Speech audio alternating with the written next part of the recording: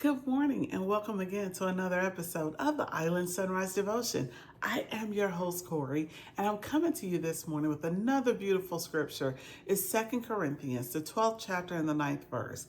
And it states, "But he said unto me, My grace is sufficient for you, for my power is made perfect in weakness. Therefore, I will boast all the more gladly about my weaknesses, so that Christ's power may rest on me."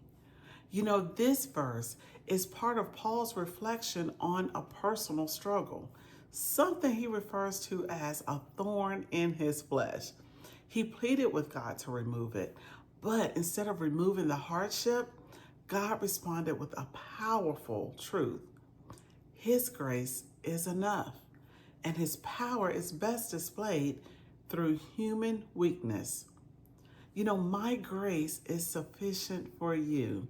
God is assuring Paul that his unmerited favor, love, and presence are more than enough to sustain him even in his trials.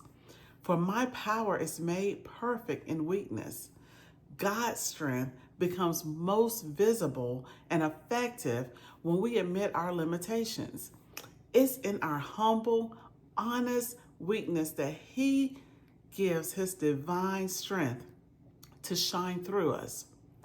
I will boast all the more gladly about my weaknesses. Instead of hiding his struggles, Paul embraces them because they allow him to depend on the showcase of Christ's strength, so that Christ's power may rest on me. Paul knows that by admitting weakness and relying on Christ, he becomes a vessel for divine power, not his own. This verse encourages us as believers not to be ashamed of our weaknesses or hardship. Instead, it invites us to see them as opportunities for God's grace to work powerfully in our lives.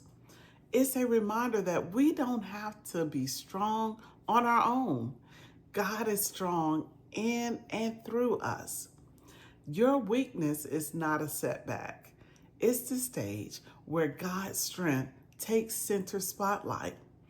Let grace be your power and Christ your strength. I pray that this particular devotion this morning encourage you to be able to rest in God's grace and rest in his power and his strength. Thank you so much for liking, commenting, and subscribing and sharing with others. I really do appreciate it. And may our heart break what breaks his. Have an amazing morning and a great rest of the day. I love you with the love of Christ. Have a great one.